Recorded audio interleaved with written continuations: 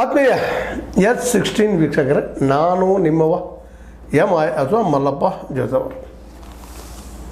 ನೀವು ಶಬ್ನಾ ಅಜ್ಮಿ ಹೆಸರು ಕೇಳ್ಬೋದು, ಕೇಳದಿರ್ಲಿಕ್ಕೆ ಸಾಧ್ಯವೂ ಇಲ್ಲ. ಯಾಕಂದರೆ ಒಳ್ಳೆಯ ನಟಿ, ರಾಷ್ಟ್ರ ಪ್ರಶಸ್ತಿ ಪಡೆದಂಥವಳು. ಅವಳ ಗಂಡನ ಹೆಸರು ನಿಮ್ಗೆ ಸಹಜ ನೆನಪು ಬಂದೇ ಬರ್ತದೆ. ಜಾವೇದ್ ಅಖ್ತರ್ ಅತ್ಯಂತ ಪ್ರಸಿದ್ಧ ಒಬ್ಬ ರೈಟರ್, ಸಿನಿಮಾ ಹಾಡುಗಳು ಬರೆಯುತ್ತಿರೋಂಥ ವ್ಯಕ್ತಿ. ಈ ದೇಶ ಕಂಡಂಥ ಅಪರೂಪದ ವ್ಯಕ್ತಿಗಳಲ್ಲಿ ಒಬ್ಬರು ಜಾವೇದ್ ಅಖ್ತರ್ ಅವರಾಗಿರ್ಬೋದು, ಶಬ್ನಾ ಅಜ್ಮಿ ಅವರಾಗಿರ್ಬೋದು, ಶಬ್ನಾ ಅಜ್ಮಿ ಅವ್ರ ತಂದೆಯವರಾಗಿರ್ಬೋದು.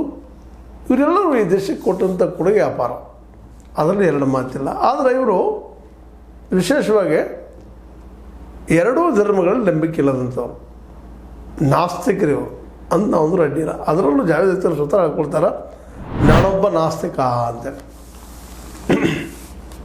ಈ ನೆಲೆಯಲ್ಲೇ ಅವ್ರ ಬಗ್ಗೆ ಎಲ್ಲ ಆಸ್ತಿಕರಿಗೆ ಒಂದು ರೀತಿ ಅಸಡ್ಡೆ. ಅದರಲ್ಲೂ BJP ಆಗಿರ್ಬೋದು, ಕಾಂಗ್ರೆಸ್ ಆಗಿರ್ಬೋದು, ಪಾಕಿಸ್ತಾನದಲ್ಲಿ ಮುಸ್ಲಿಮ್ಸ್ ಆಗಿರ್ಬೋದು, ಹಿಂದೂಗಳಾಗಿರ್ಬೋದು, ಎಲ್ಲರೂ ಅವ್ರ ವಿರೋಧಿಗಳು. ಒಬ್ಬ ದೇವರು ನಮ್ಮಂಥ ವ್ಯಕ್ತಿಪ್ಪ ಅಂತೇಳಿ. ಹೀಗಾಗಿ ಅಖ್ತರ್ ಮಾತುಗಳಿಗೆ ಅಷ್ಟೊಂದು ಬೆಲೆಯನ್ನು ಈ ಜನ ಕೊಡೋದಿಲ್ಲ ಅಂತ, ರೈಟ್ ವಿಂಗ್ ಜನ. ಯಾಕಂದ್ರೆ ಅಖ್ತರ್ ಏನಪ್ಪ ಅಂದ್ರೆ ಅವನು ಟೀಕೆಗೆ ಮಾತ್ರ ಮಾಡೋಂಥ ಜನ ಭಾಳ ಇದ್ದಾರೆ. ಅದರಲ್ಲೂ ಹಿಂದೂಗಳಂತೆ, ಅದರಲ್ಲೂ ಉಗ್ರವಾದಿ ಹಿಂದೂ ಅಂತಿರೋ, ಭಯೋತ್ಪಾದಕ ಹಿಂದೂಗಳಂತಿರೋ, ಅಥವಾ ಅತಿಯಾಗಿ ಹಿಂದುತ್ವ ನಂಬುವಂಥ ಜನ ಅಂತಿರೋ, ಅವರು ಇವರಿಗೆ ಏನಪ್ಪ ಅಂದ್ರೆ ನೀವು ಪಾಕಿಗೆ ಹೋಗ್ರಿ ಅನ್ನುವಂಥ ಮಾತು ಮೇಲೆ ಇದ್ದೇ ಇರ್ತದೆ. ಈ ಮಾತನ್ನು ನಾವು ಕೇಳ್ತಿರ್ತೀವಿ. ಇನ್ನೊಂದು ಕಡೆ ಪಾಕಿಸ್ತಾನದಂಥ ಈ ಮುಸ್ಲಿಮ್ಸು, ನೀನು ನರಕಕ್ಕೆ ಹೋಗಿ ಬರಬೇಡ, ಯಾಕಂದ್ರೆ ಇವಾಗ ಕಾಫಿ ಇರೋದ್ರೆ ದೇವರಲ್ಲಿ ನಂಬಿಕೆ ಇಲ್ಲದವನಪ್ಪ ನೀನು ಅಂತೇಳಿ. ಅಂದರೆ ಈ ದೇಶದಲ್ಲೇ ನಾಸ್ತಿಕರಿಗೆ ಯಾವುದೇ ರೀತಿಯಾದಂಥ ಬೆಲೆ ಇಲ್ಲ ಅಂತನ್ನುವಂಥದ್ದು. ಆದರೆ ಒಂದು ನೆನ್ಪಿಡ್ಕೋಬೇಕಾಗಿದೆ, ಇಲ್ಲ ಈ ನಾಸ್ತಿಕರ ಒಂದು ವಿಚಾರವಾದದಿಂದಾಗೆ ಅನೇಕ ವಿಷಯಗಳು ಇವತ್ತು ನಮಗೆ ತಿಳಿದು ಬಂದವ. ಜೊತೆಗೆ ಅನೇಕ ಸಂಶೋಧನೆಗಳು ಸಹಿತ ಆಗ್ತಾಯಿದ್ದಾವೆ. ಇರಲಿ, ದೇವ್ರು ನಂಬಲಿ, ಯಾರು ನಂಬಲಿ ಬಿಡ್ರಿ, ಅವ್ರವ್ರು ಬಿಟ್ಟಂಥ ವಿಷಯ. ಆದರೂ ಒಬ್ಬ ಸತ್ಯ ಹೇಳುವ ಮನುಷ್ಯ ನಿಜವಾಗ ನಾಸ್ತಿಕ ಒಂದು ಮನಸ್ಥಿತಿನ ಹೊಂದಿರ್ತಾರೆ. ಹೌದು, ದೇವ್ರನ್ನ ನಂಬಿದರೂ ಸಹ ತನ್ನ ಪ್ರಯತ್ನದಿಂದ ನಂಬಿಕೆ ಇಟ್ಟಿದ್ದಾನೆ. ಅವನು ದೇವ್ರನ್ನ ಆರಾಧಿಸ್ತಾನೆ, ನಂಬ್ತಾನೆ, ಒಂದು ಏನೋ ಕಾರಣದ ಶಕ್ತಿಪ್ಪ ಅಂತೇಳಿ ಅದನ್ನು ಬಿಲೀಫ್ ಮಾಡ್ತಾನೆ. ಆದರೆ ಅದ್ರ ಮೇಲೆ ನಿಲ್ಲುವುದಿಲ್ಲ ಅಂತ. ಯಾಕೆಂದ್ರೆ ಅವನಿಗೂ ಗೊತ್ತದ, ನಾನು ಪತ್ರಿಕೆಯನ್ನು ಬರೀಲಾರ್ದ ಪರೀಕ್ಷೆಯಲ್ಲಿ ನಾನು ಪಾಸ್ ಆಗೋದಿಲ್ಲ ಅಂತೇಳಿ. ಪರೀಕ್ಷೆ ಆಗಿರ್ಬೋದು, ಜೀವನ ಪರೀಕ್ಷೆ ಆಗಿರ್ಬೋದು, ಯಾವುದೇ ಪರೀಕ್ಷೆಯಲ್ಲಿ ನಾವು ದುಡಿಲಾರ್ದು ನಾವು ಗೆಲ್ಲಕ್ಕೆ ಸಾಧ್ಯ ಇಲ್ಲ. ನಮ್ಮ ಊಟವನ್ನು ನಾವು ಮಾಡಬೇಕಾಗ್ತದೆ, ಇನ್ನೊಬ್ಬರು ಮಾಡಿದರೆ ಹೊಟ್ಟೆ ತುಂಬುವುದಿಲ್ಲ. ನಾವು ಬದುಕಬೇಕಾದ್ರೆ ನಾವು ಉಣಬೇಕು, ನಾವು ಬದುಕಬೇಕಾದ್ರೆ ನಾವು ದುಡಿಬೇಕು ಅನ್ನೋದು ಸಿದ್ಧಾಂತವ್ರು.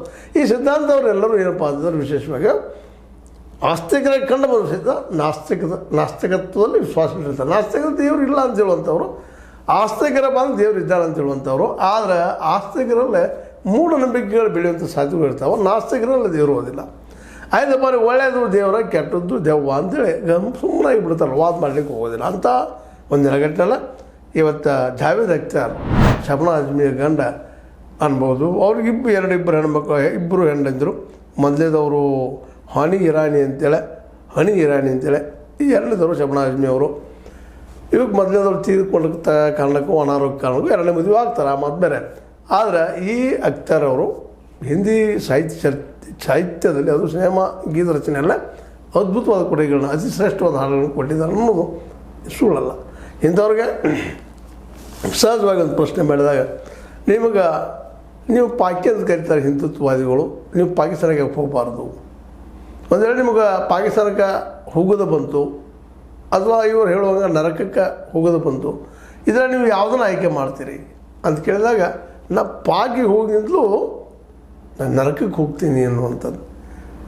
ಯಾಕೆಂದರೆ ನರಕಕ್ಕಿಂತಲೂ ಕಷ್ಟದ ಕೆಲಸ ಅಲ್ಲದಪ್ಪ ಅಂತ. ಅವ್ರು ನಮ್ಮನ್ನು ನಂಬೋದಿಲ್ಲ, ನಾಸ್ತಿಕರಂತೆ ನಮ್ಮನ್ನು ನಂಬಲಿಕ್ಕೆ ಹೋಗೋದಿಲ್ಲ. ಹೀಗಾಗಿ ಅಲ್ಲಿ ಹೋಗೋದ್ರಾಗ ಏನದ, ಇದಕ್ಕಿಂತಲೂ ಕಷ್ಟದ ಜೀವನ ಅದ. ಇದ್ದಿದ್ರಲ್ಲೇ ಭಾರತದಲ್ಲಿರೋದು ಒಳ್ಳೆಯದು ಅಂತ ಹೇಳ್ತಾನೆ.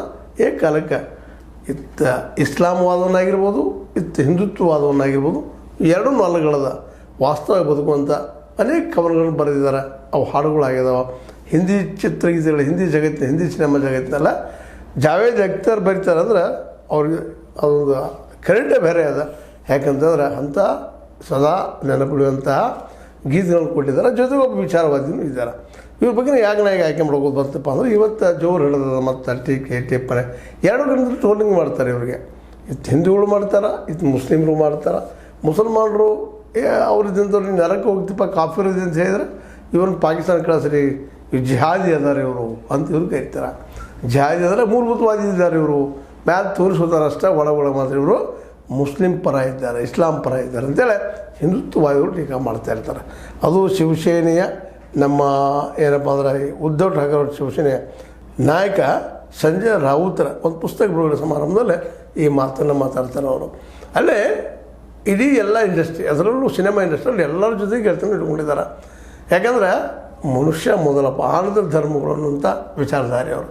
ಒಟ್ಟಾರೆಯಾಗಿ ಜಾವೇದ್ ಅಖ್ತರ್ ಅಂಥ ವಿಚಾರಧಾರೆಯ ಜನರು, ವೈಜ್ಞಾನಿಕ ಮನೋವೃತ್ತಿ ಜನರು ವಿಶೇಷವಾಗಿ ಈ ಎರಡೂ ಸಮುದಾಯಗಳು ಟೀಕೆಗೆ ಒಳಗಾಗ್ತಾ ಇರ್ತಾರೆ, ವಿಚಾರವಾದಿಗಳು ಮತ್ತು ವೈಜ್ಞಾನಿಕವಾದಿಗಳು. ದೇವರು ನಂಬಿದ್ರೆ ಒಂದು ಟೀಕೆ, ನಂಬದೇ ಇದ್ದರೂ ಒಂದು ಟೀಕೆ. ಆದರೆ ಇವರೆಲ್ಲರೂ ಒಂದು ಏನು ತಿಳ್ಕೊಂಡಿರ್ತಾರಪ್ಪ ಅಂದ್ರೆ ಸತ್ಯವೇ ದೇವರ ಪಾದಿಗೆ ದೊಡ್ಡ ದೇವರು ಯಾವುದಿಲ್ಲ, ಅದಕ್ಕೆ ಸತ್ಯ ಏನದ ಅದನ್ನ ಹೇಳುವಂಥದ್ದು ಅಂತೇಳಿ. ಒಟ್ಟಾರೆಯಾಗಿ ಅವರು ಇನ್ನೊಂದು ಮಾತು ಹೇಳ್ತಾರೆ, ರಾಜಕೀಯವಾಗಿ ನಾವು ರಾಜಕೀಯವಾಗಿ ಯಾವ ಪಕ್ಷಕ್ಕೂ ಸೇರಬಾರದು ಅನ್ನುವಂಥದ್ದನ್ನು. ಈಗ ಕಾಂಗ್ರೆಸ್ಸಿಗೆ ಸೇರಿದರೆ ಬಿ ಜೆ ಪಿ ಅವ್ರ ಟೀಕೆ, ಬಿ ಜೆ ಪಿ ಅವ್ರು ಸೇರಿದರೆ ಕಾಂಗ್ರೆಸ್ ಟೀಕೆ ಮಾಡ್ತಾರೆ. ಅದಕ್ಕೆ ಯಾವುದೇ ಪಕ್ಷಕ್ಕೆ ಸೇರಲಾರ್ದ ಎಲ್ಲ ಪಕ್ಷಗಳೊಂದಿಗೆ ನ್ಯೂಟ್ರಲ್ ಆಗಿರ್ಬೇಕು. ನಾವು ಯಾವುದೇ ಪಕ್ಷ ಇಲ್ಲ. ರಾಜಕೀಯ ಸಿದ್ಧಾಂತ ಬಂದಾಗ ನಾವು ರಾಜಕೀಯ ಮಾಡೋದಿದ್ರೆ ಬೇರೆ ಮಾತದು, ನಾವು ರಾಜಕೀಯ ಮಾಡೋದಿಲ್ಲ. ಸಾಹಿತಿಗಳು ಅವರು ಇವರು ಎಲ್ಲರೂ ನಾವ್ಯಾಕೆ ಇನ್ನೊಬ್ಬರ ಪರವಾಗಿ ಮಾತಾಡಬೇಕಾಗಿದೆ ಅನ್ನುವಂಥ ಸ್ಪಷ್ಟವಾದ ಅಭಿಪ್ರಾಯ ಕೊಡ್ತಾ ಇದ್ದಾರೆ. ಹೀಗಾಗಿ ಮತ್ತು ಇನ್ನೊಂದು ನಮ್ಗೆ ಲಾಭ ಏನಾಗ್ತದಪ್ಪ ಅಂತಂದ್ರೆ, ಯಾವುದೇ ಒಂದು ಪಕ್ಷಕ್ಕೆ ಬದ್ದಾದ್ರೆ ನಾವು ಅವ್ರು ಹೇಳಿದ ಕೇಳ್ಕೊಂಡು ಹೋಗುವಂಥ ಪ್ರಸಂಗ ಬರ್ತದೆ. ಅಲ್ಲಿ ನಮ್ಗೆ ಸಿದ್ಧಾಂತ ಇರೋದಿಲ್ಲ. ಅದಕ್ಕಾಗಿ ಯಾವುದೇ ಪಕ್ಷಕ್ಕೆ ಬದ್ಧತೆ ಬೇಕಾಗಿಲ್ಲ. ನಮಗೆಲ್ಲ ಪಕ್ಷಗಳು ಅಷ್ಟ ಅನ್ನೋದು ಸ್ಥಿತಿ ಇದ್ರೆ ಎಲ್ಲ ಕಡೆಯಿಂದ ಒಂದು ಏನಪ್ಪ ಅಂದ್ರೆ ನಮಗೆ ಗೌರವಯುತವಾದಂಥ ಒಂದು ಏನಪ್ಪ ಸನ್ಮಾನ ಸಿಗ್ತದೆ ಅಥವಾ ಬೆಲೆ ಸಿಗ್ತದೆ, ವ್ಯಕ್ತಿತ್ವ ಸಿಗ್ತದೆ ಅನ್ನುವಂಥ ಮಾತು ಮಾತಾಡ್ತಾ ಇದ್ದಾರೆ. ಒಟ್ಟಾರೆಯಾಗಿ ನಮ್ಮ ಈ ಜಾವೇದ್ ಅಖ್ತರ್ ಅವರು ಪಾಕ್ ಬದಲಾಗಿ ಬಂದಾಗ ಅಥವಾ ಒಂದು ಮೂಲಭೂತವಾದಿ ಯಾವುದೇ ಧರ್ಮ ಇಲ್ಲ, ಹಿಂದೂ ಇರಲಿ ಇಸ್ಲಾಂ ಇರಲಿ, ಅವು ಬಂದಾಗ ತಪ್ಪು, ಅವೆರಡೂ ಏನಪ್ಪ ಅಂತಂದ್ರೆ ಹಾನಿಕಾರಕ ಈ ಜಗತ್ತಿಗೆ ಅನ್ನುವಂಥ ಮಾತನ್ನು ಸ್ಪಷ್ಟವಾಗಿ ಹೇಳಿದ್ದಾರೆ. ಹೀಗಾಗಿ ಅವ್ರ ಬಗ್ಗೆ ಟೀಕೆಗಳಿದ್ದಾವೆ, ಇನ್ನೂ ಟೀಕೆಗಳು ನಡೀತಾ ಇರ್ತಾವೆ. ಆ ಮಾತು ಬೇರೆ. ಆದರೂ ಅವರ ದಿಟ್ಟತನವನ್ನು, ಅವರ ಬರವಣಿಗೆಯನ್ನು ನಾವೆಲ್ಲರೂ ಮೆಚ್ಕೊಳ್ಳೇಬೇಕಾಗ್ತದೆ.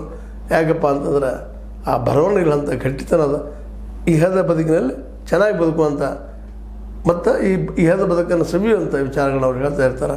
ಇಂಥ ಒಬ್ಬ ಜಾವೇದ್ ಅಖ್ತರ್ ನಾನು ಪಾಕಿಗೆ ಹೋಗಿದ್ದು ನರಕಕ್ಕೆ ಹೋಗಿ ಚಲೋ, ಅದಕ್ಕಿಂತ ಕೆಟ್ಟದ ಪಾಕ್ ಅನ್ನೋಂಗೆ ಹೇಳಿದ್ದಾರೆ. ಮೂಲಭೂತವಾದಿತನದ ಹಿಂದುತ್ವವನ್ನು ಮತ್ತು ಇಸ್ಲಾಮಿಯತ್ವವನ್ನು ಎಲ್ಲರೂ ವಿರೋಧ ಮಾಡುವಂಥ ಅಪರೂಪದ ವ್ಯಕ್ತಿಗಳಲ್ಲಿ ಜಾವೇದ್ ಅಖ್ತರ್ ಅವರು ಒಬ್ಬರು. ಅವರ ಮನಸ್ಥಿತಿ ನಾವೆಲ್ಲರೂ ಇವತ್ತು ಅರ್ಥ ಮಾಡಿಕೊಂಡು ನಾವು ಅವ್ರು ಹಾಕಿಕೊಟ್ಟಂಥ ಹಾದಿಯಲ್ಲಿ ನೀವು ನಾಸ್ತಿಕರಾಗಿರಿ ಬಿಡ್ರಿ, ಆದರೆ ಕೂಡಿ ಬದುಕುವಂಥ. ಯಾಕಂದರೆ ಇಲ್ಲಿ ಎರಡೂ ಧರ್ಮಗಳ ಮೂಲಭೂತವಾದಿಗಳು ಅಪರಾಧಿಗಳ. ಯಾಕಂದರೆ ಜಗಳ ಹಚ್ಚುವಂಥದ್ದು ಮನಸ್ಥಿತಿಯಲ್ಲಿ ಇರೋದರಿಂದಾಗಿ ಮೂಲಭೂತವಾದಿತನ ಯಾರಲ್ಲಿದ್ದರೂ ಅದನ್ನು ನಾವು ವಿರೋಧಿಸ್ತೀವಿ ಅನ್ನುವಂಥ ಮಾತನ್ನು ಸೂಕ್ಷ್ಮ ಹೇಳಿರುವ ಜಾವೇದ್ ಅಖ್ತರ್ ಅವರು.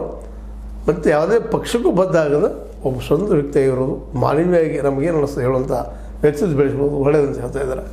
ಈ ಒಳ್ಳೆಯ ವ್ಯಕ್ತಿ ಬಗ್ಗೆ ನಿಮಗೆ ಏನು ಅನಿಸ್ತು?